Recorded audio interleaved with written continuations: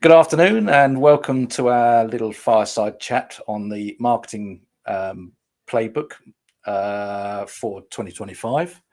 I'm Lawrence Palmer, the Managing Director at WK360. We're on a mission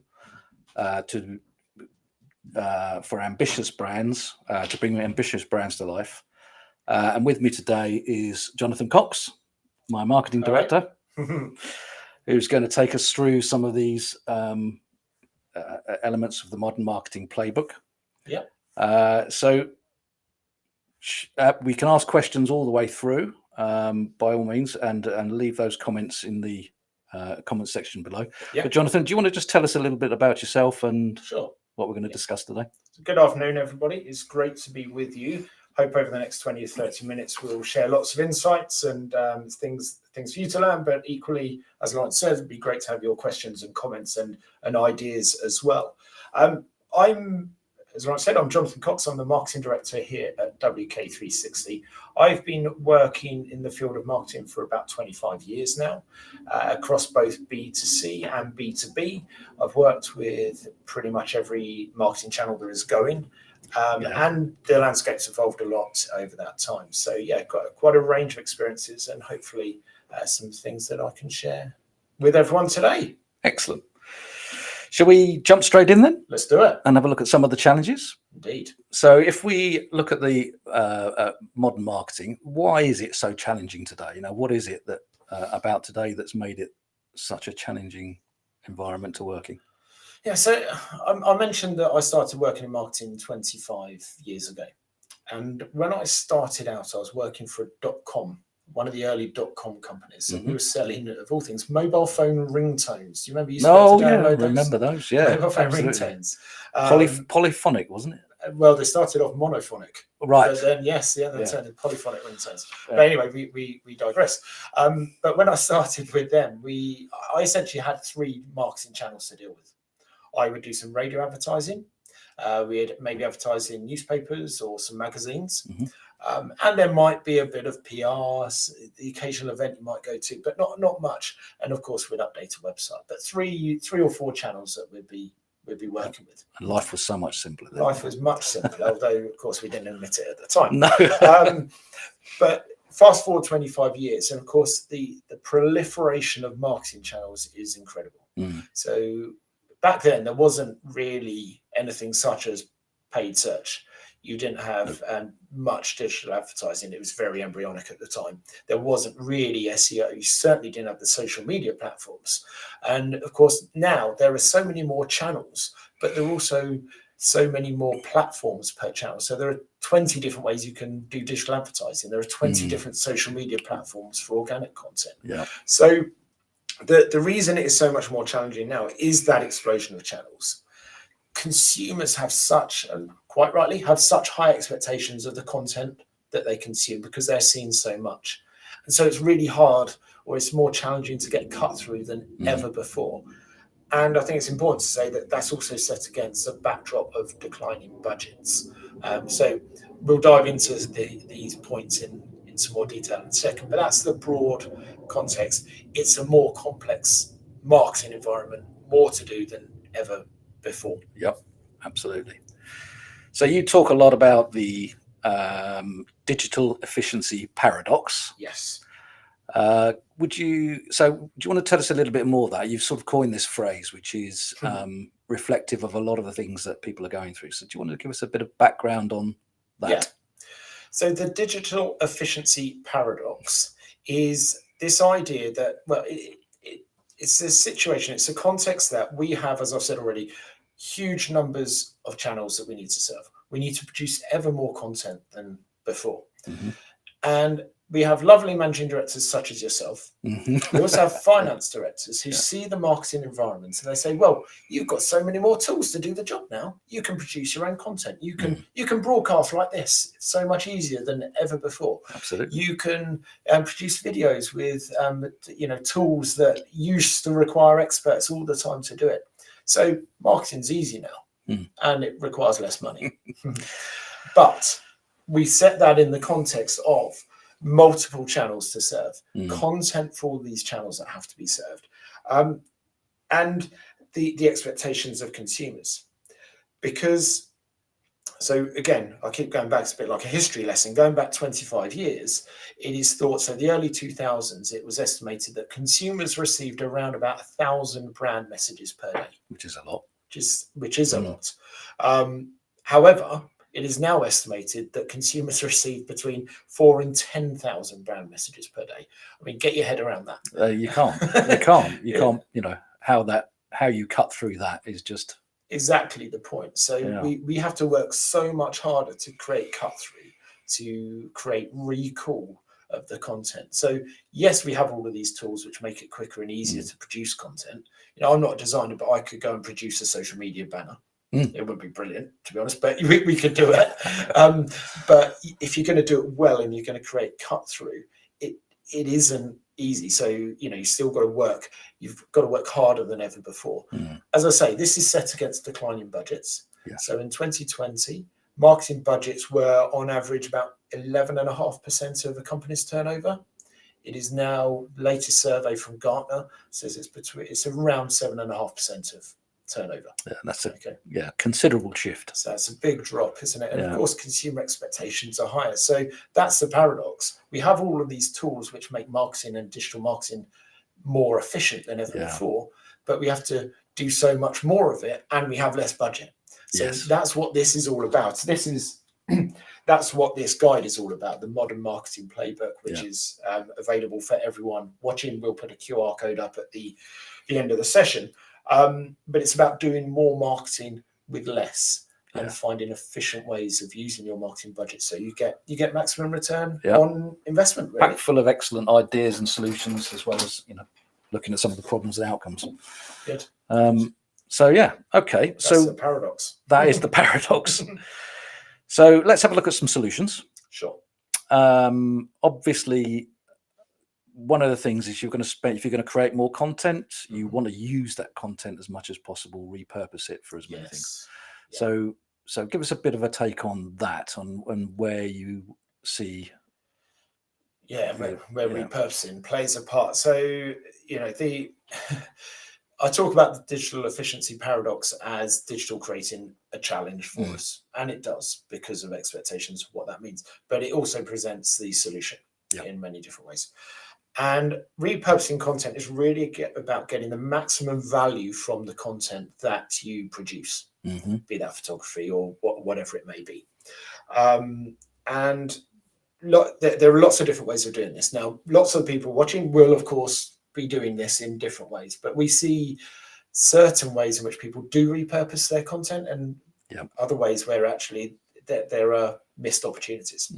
So lots of people might write a piece of thought leadership or a lovely guide or whatever it may be, depending on their business, such as this. And this is a 36-pager. But this could be broken down into 30 or 40 different written assets. It could be 10 different blogs from this. You can have lots of infographics or documents, social media posts, which share the insights. So there's a huge amount of repurposing of written content, of thought leadership, and other things like that. The other piece, and this is where we see a lot of missed opportunity actually, is imagery. Yes, absolutely. So I'm going to fess up. It's the bane of my life sometimes. Imagery as a marketer is the bane of my life. Finding good imagery without spending a fortune and getting maximum value from that is a real... It's a challenge. It's a big challenge. Yeah, it is. So you want to get maximum value from that. And what we see a lot of people doing is not really doing that. They find half good imagery and use it. And it's not having the impact that we talked about you needing. So there are lots of ways, though, of repurposing imagery. We have, and actually people here, they can't see Barry, our photographer, who is behind the camera, but he does some brilliant photo shoots for many of our clients, photographing really high impact imagery. High profile brands creating high impact imagery. If you combine that with techniques such as CGI, and of course we have our in-house CGI studio, you can combine it with stock imagery as well. You can create almost limitless variations of a shot from just one photo. or by combining CGI production of a product as well. You can retouch, you can add textures, you can put it into different lifestyle scenarios and landscapes or whatever it is that you require. And so you're really making that investment in even just one photograph go a lot further for a lot less money. Yes. So, especially when it comes to product imagery, that's hugely valuable. And it's something that a lot of people don't do. Yeah. They don't draw upon all those different skills. No, I think that's true. I think it's always been that way, even with in the days of room set photography, which I know, for certain markets has pretty much disappeared and changed to CGI. But even during that period, you'd spend a lot of money on building the set. That was the initial investment, and you'd take as many shots as you could from that set to then maximize the output. But in this day and age, I think that's changed dramatically now, where in CGI you can actually combine photography or have pure CGI and create entirely different environments from one large investment. One not large investment, but an investment at the front end. Which then reduces the cost as you go forward. And I think that's very true of all sorts of different markets now. No, I think that's dead right. So there's a real opportunity there for people, and that's one area I think people don't maximise the repurposing idea.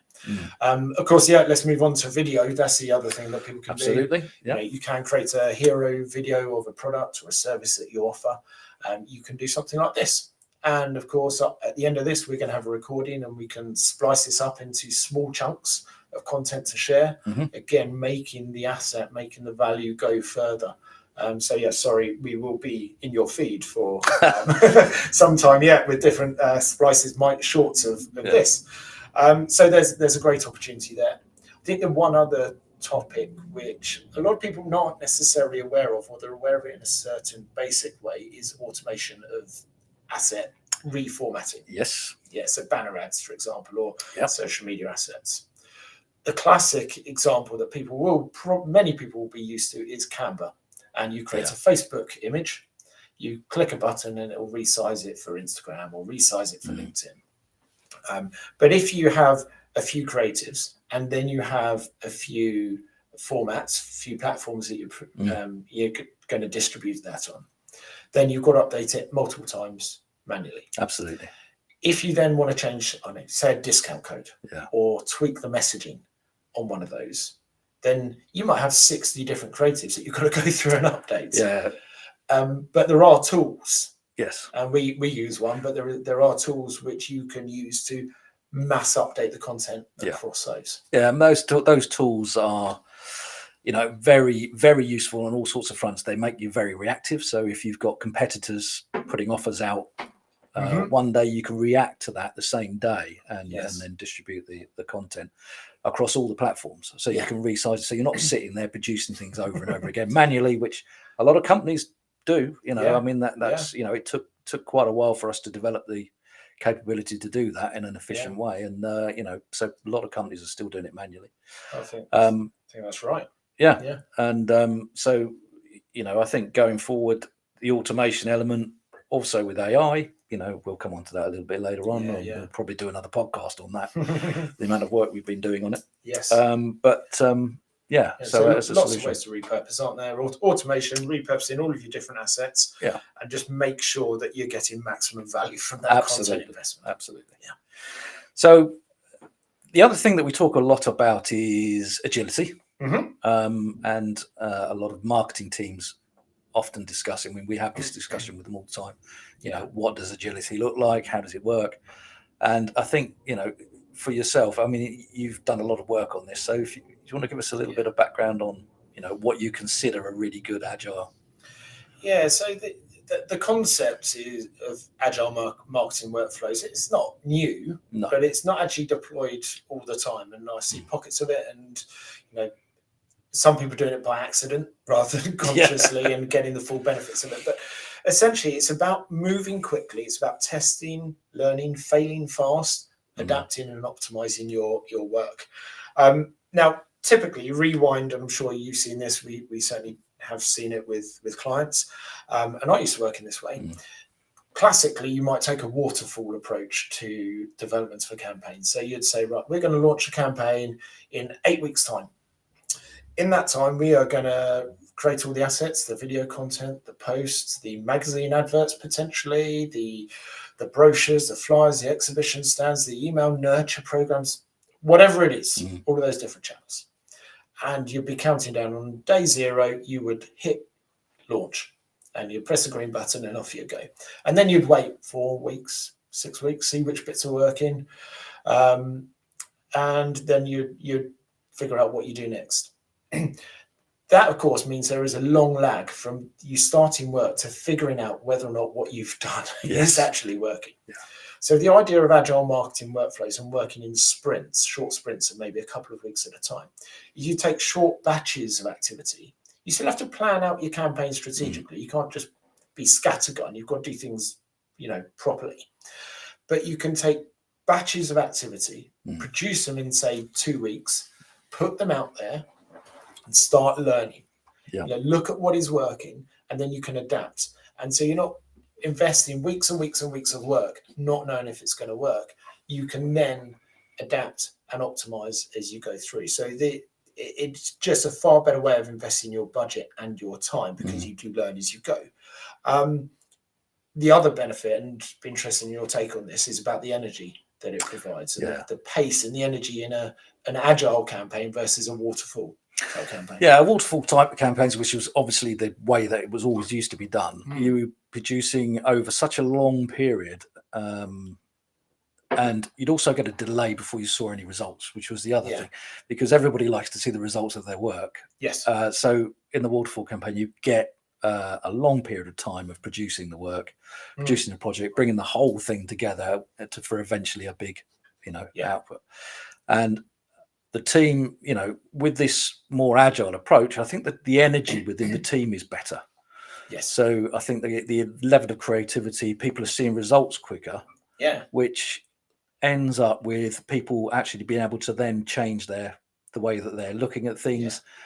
They can add a bit more creativity and affect it and see what happens then. I think there's a lot more to the energy within. Yeah, it's exciting, isn't it? Yeah, people can see the results of what they're doing, and there's a sense of satisfaction about that, rather than waiting weeks and be like, oh yeah, that was a campaign I worked on that time. Yeah, but that must be the same within marketing department. I mean, that's in a creative agency, that's how it works. So, but it must be similar in the marketing teams. Very, very much. And as you know, I work both sides of the fence, both with agencies and with clients, and I absolutely see that, and have experienced both sides. And it'd be great to see your feedback on that, if you want to leave anything in the comments as to please, what effect that has on your teams. Which would be good. Pick up on those. That's good. Absolutely. So agile's the future. Agile's the future. So the other thing we need to do is obviously measure the impact. Yes. And we need to obviously leveraging data and other metrics. Yes. So what can you say about that in terms what can you say this is your about particular data? area of expertise? I love a bit I'm of on data. I'm on the receiving end of it. I do love a good spreadsheet, as many of my colleagues know.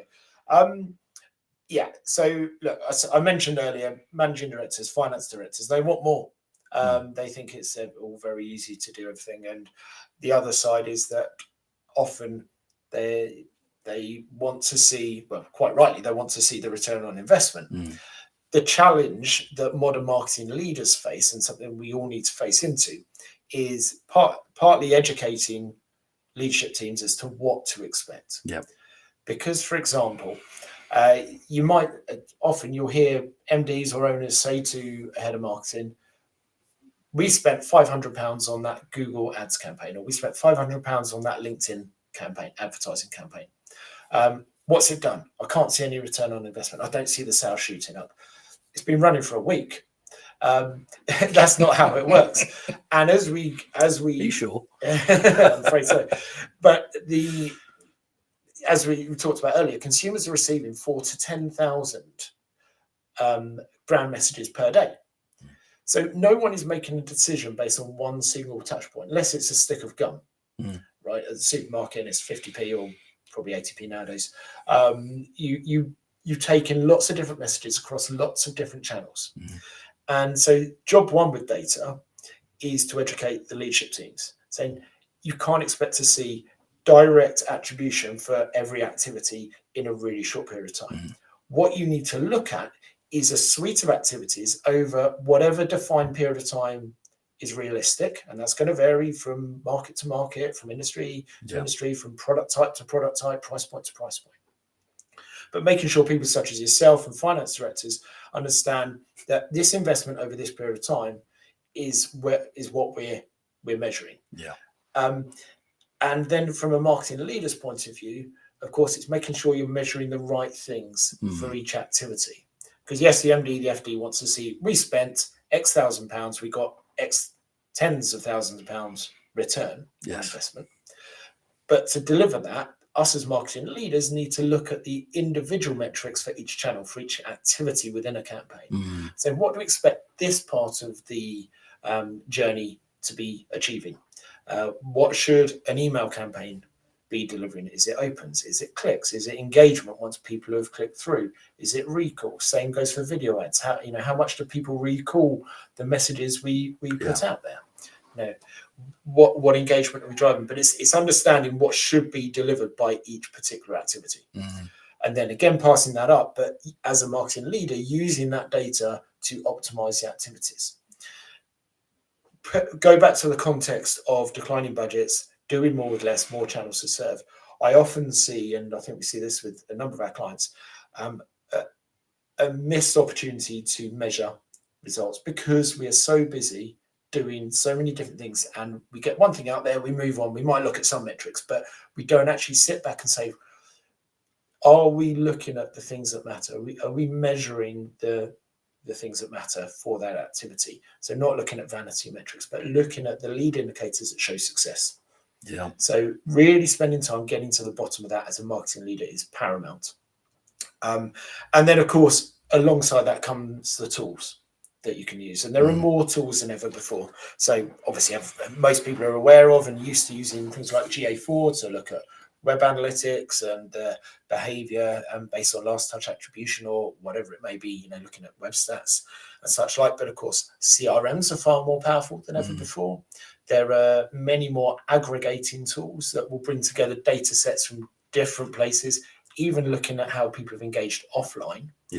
And you can start to build a picture far more clearly, saying people who engaged with these channels and these types of content or these activities behaved in this way. But people who consumed those activities, those campaigns and that content behaved in a different way. So it allows you to really optimize how you do that. But it takes time and takes a bit of sitting back. But the reason that's so vital is you may say, I haven't got time to figure that out. But if you've got a lower budget and you've got less time to do everything, the quicker you can combine that learning with data, with agile marketing workflows and sprints, combined together, far more efficient your marketing is going to be. So it's a big topic. We could do another session on it, but it's vital that we get to grips with it. Some people do it really well, but there are lots of opportunities that people aren't exploiting. Okay, fair enough.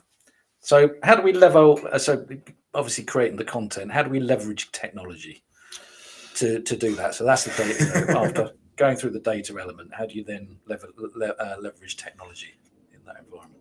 So I started out at the beginning of this talking about the challenge that digital has created. The challenges it presents us as modern marketing leaders, but it also presents the solutions. And in lots of different ways. Many people watching you, I'm sure you're familiar with tools like Canva, and it is far easier to produce imagery and short videos and things than ever before. It's far easier to use technology to broadcast like this in a way that would have been much harder several years ago. So those tools people should be thinking about using and figuring out in context when to use it, because if you need high quality imagery, certain tools like Canva may not be appropriate, but it will serve the needs of producing maybe some social media graphics from imagery that you have invested in. A couple of other areas to really think about. So one we'll touch on is AI briefly, because again, we're probably going to do a whole session on AI in marketing and how that helps you do more with less. But two practical ways and takeaways for people watching today, two tools that we've created which are free to use. One is a creative brief assistant. So this is essentially a custom GPT that we've designed. And what it does, it prompts the user with a series of questions to gather the information that is needed to put together a creative brief. Okay, so it's asking all the questions that would be on a briefing form, but it will probe you. If you don't answer it fully enough, it will probe you for more information. And it takes out that element of to and fro with an agency, passing it around your colleagues, filling the gaps. And, there's a lot of time involved in that, a lot of admin. And it's one of my least favorite parts of the job is writing a creative brief. But this so tool, important as well. It's so important you get it right and get it right first time, because that's going to reduce your costs. Yes. It's going to reduce rounds of amends, and it's going to increase your speed to market with your content. So that's what this tool does. It helps you get it right first time. And we estimate it saves hours in just the writing the brief process. But the knock-on impact of, as you say, reduced amends, reduced costs is also a big one. So that's one of our GPTs. That's it. If you go wrong at that stage, if you go wrong at that briefing stage and we go off in the wrong direction, you've got a lot of time and wasted money there. Exactly. So it's very important to get that bit right, and this really does help with that. It's free to use. So again, we'll share that with everyone watching. The other AI tool that we've written, which again is free for everyone, is a creative review buddy. I love this one. This is really good. It's good, isn't it? So again, it's a free tool for everyone. It's a custom GPT, and the idea of this one is it acts a bit like a creative director sat next to you. So you upload a visual asset. It will ask you a few questions about it. It will say, look, what's this for? Where are you putting it? Are you putting it? Is it a design of an exhibition stand? Is it a social media graphic? Is it an advert of some sort? Who's it for? What are you trying to achieve? What's the core message meant to be? Tell me about your brand guidelines, or upload your brand guidelines. So it builds a picture of what's happening. It will then offer tailored feedback, and it might say things like, it's great, perfect, go ahead. Or it might say, well, the messaging doesn't really relate to what you're trying to achieve, or it won't resonate with your audience, or the imagery isn't very impactful. You could choose a more relevant image as a background to it, or whatever. Or it doesn't even conform with your brand guidelines. It will assess that against your brand guidelines and give you that instant feedback. So I say it's like I'm a creative director sat right next to you, giving you free advice at the click of a button whenever you need it. So taking all of the time out, going back and forth with a creative director, and meaning you are quicker to market, and also you're not always having to pay for that that service, that advice. Brilliant. So that's a good AI tool. One of the other ones I think is quite important is digital asset management, for example, which is brilliant for brands that are in various different markets. So this could be set up, again, going back to repurposing assets or repurposing your marketing materials. If you can house that in one place and distribute that in a controlled way across different marketplaces, you keep brand consistency, you reduce the amount of times that materials are created in different marketplaces as well.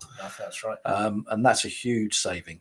We've saved an inordinate amount of companies a huge amount of money just by controlling that element for some very, very large brands. I think that ties into the whole workflow management, doesn't it? And technology that is there to remove admin from the process. Yes. So we use we have our own custom tool that we use with all of our clients, which takes the time out. There are tools which are out there that people can use, the Trellos, the Asanas of this world, but ours is bespoke for creative workflows. And it's about making sure that time isn't spent on the activities that don't add value. So from the briefing, so things like AI assisted briefing, takes it from end to end. Online approvals, so you're not sending emails all around everyone, and amends you're seeing and you're reviewing in real time. It just takes the time out. So making sure you have good workflow management. The money you're spending with your agency or yourself is spent on the creative work that adds value, absolutely, not the admin. It makes a lot of sense. So the team building element, the technology is fantastic. But building a team that can actually use this or utilize this technology to its maximum, is obviously a key part of it. And what sort of attributes do you need in that team? How do you want that team constructed? What do you keep in house? What do you put out? That sort of question. There's no one size fits all, of course, but it's such a vital aspect. And again, I work with different clients in different industries, and they all operate in slightly different ways. But really the key is to sit there as a marketing leader and say, what is the most efficient way for me to manage the workload I have or I'm going to have? So that's about having the skills in-house that you need for the majority of the activities you do, in a way that you can utilize them. But there are often many activities that, they're specialist skill sets and you need to call upon from time to time. So it might be that you have a team of people in-house who are generalists, who can maybe run email campaigns and can do your social media posts and some basic design work using tools like Canva and such like. But if you need something more specialist, or it's a skill that it is specialist, it take a lot to train someone up, but you only need it in pockets, you might outsource. So for instance, video editing or high quality image production or management of paid search campaigns. You don't necessarily need someone full-time to do that. It's not efficient to do that. So making sure you have the right combination of in-house teams that you can utilize efficiently, and the flexible partners that you can call upon when you need it. For some companies, having a retainer model, depending on their project work and the type of work they're doing, is right. But for a lot of companies, a retainer isn't the right model. They need a flexible partner they can call upon who can help them efficiently produce the assets when they need them. And so you're only investing for the time that you're using in that way. So I think it's about that balance, really, having the in-house and that flexible on-demand support.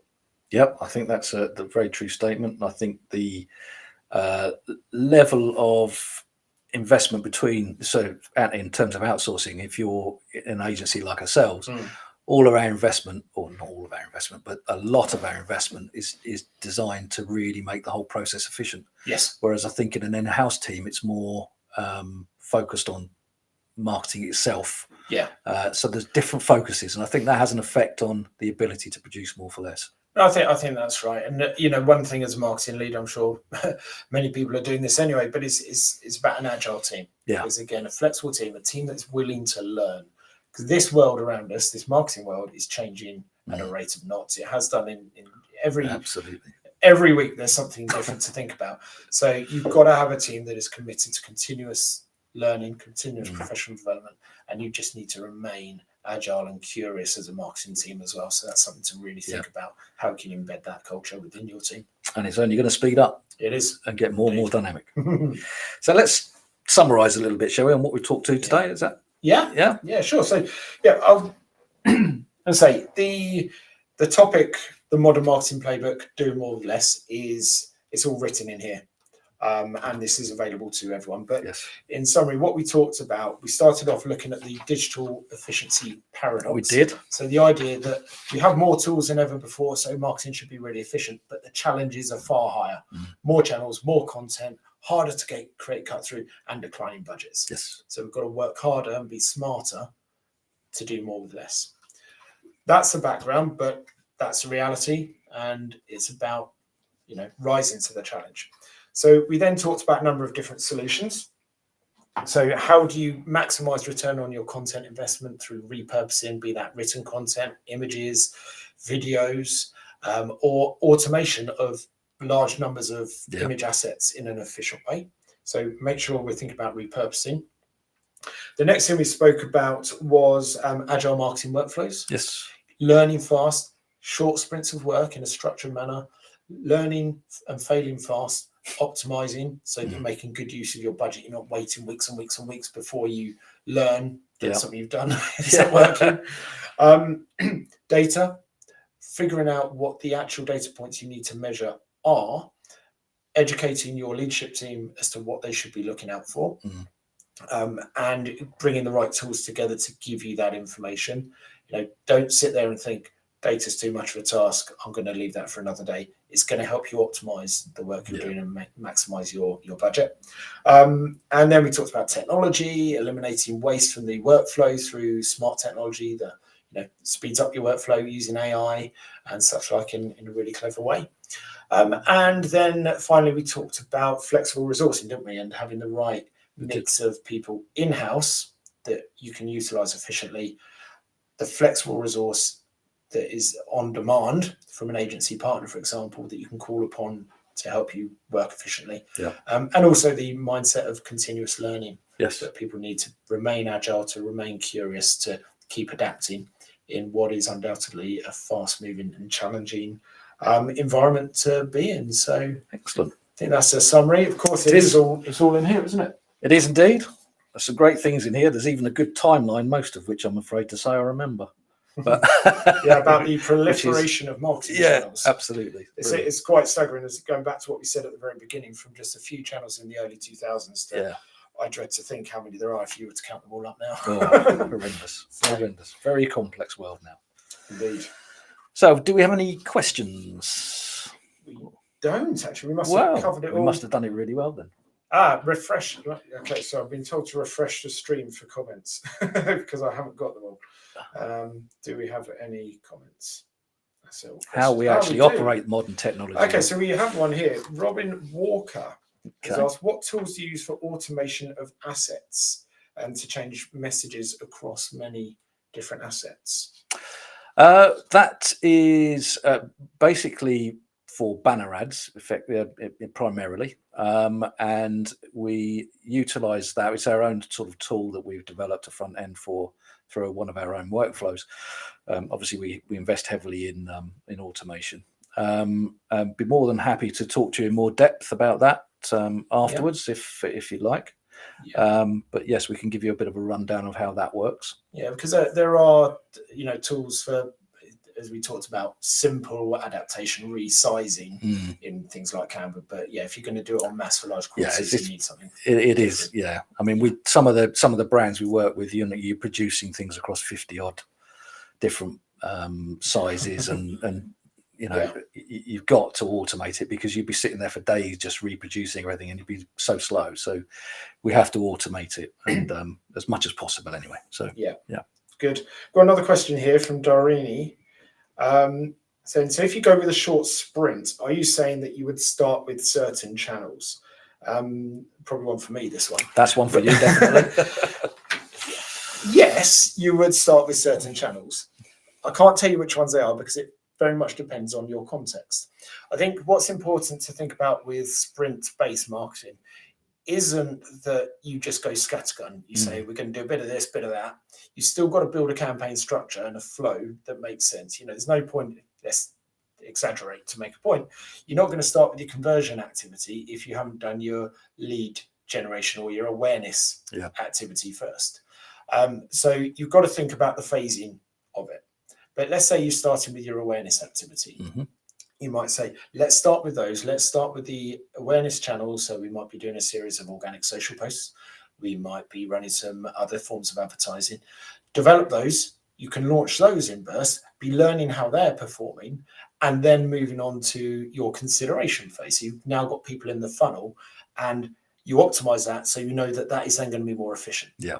You then optimize the consideration activities. So it might be different forms of search that you're going to use to bring people back in, brand terms and such like. So you've got to work in a logical fashion through the strategy and start with the channels that match those phases, really. So it's a long, complex topic that you can dive into for days, and it's very contextual. So Darini, again, very happy to talk about that in more detail and about the challenges you're facing, if helpful. But that's an interesting one. Okay. Got another question here actually from Robin about digital asset management. Digital asset management tools. Right. Saying they tend to be extremely expensive. Do you have recommendations on cost-effective tools for this? Well, when you say tend to be expensive, it depends on what you're trying to do with it, I think. I think that digital asset management is actually quite a big subject. It can be used for a multiple of different things. We use it we have our own, and we use it for our own workflows, but we also use it to distribute our clients' assets abroad. So you're right, if you're buying one of these digital asset management systems as a system, they are horribly expensive. But one of the benefits of something that WK360 does is that you share that asset. So we're able to provide you with that service at a much reduced cost because it's shared. And it's as simple as that. Asset management is something we've been involved in since it first was came out, which is probably the late 90s, and we've been developing that ever since. So again, that's a different way of it. So how you buy it, But the other angle, of course, of that is not just the cost, but the value from it. Because, of course, as you say, digital asset management tools, especially where you're using, lots of different people in different sites, maybe agency partners have to access it, access those assets. It's about consistency. Absolutely. So making sure your brand is well represented. Yeah. And the opportunity cost of not having one, the amount of time, I mean, goodness me, the amount of time I've spent hacking around servers, trying to find the right images, checking I've got the correct version of it, the admin, the wasted time of that, it has to be taken into account as well. We did a study with a client, I won't mention the name, but a large retail client, and they estimated that we'd save them something like 1,700 hours in a year. Wow. Just in image searching alone. Now that is a huge cost in its own right. If you've got that level of assets to distribute, the amount of saving it takes from your own people internally, that person can be then tuned into something, doing something more productive than trying to source images for PR companies or whatever. That's where you make the savings. Fabulous. Good. All right. Well, I think that covers all the questions we've had in. Brilliant. It's been a good chat. Been a good chat. Thank you very much for joining us. And hopefully we'll see you on the next one. To be confirmed. To be confirmed. Of course. This is available to download. So in a short while, when we finish talking, you will see a QR code, which you can scan and download this free of charge. We don't even ask for your data. We're that nice. And we'll also put a link to it in the comments and share it afterwards. So please do download it, have a read, let us know your thoughts. Any other questions? And that's it. Be great. Excellent. Thank you very much. Goodbye. Have a great afternoon.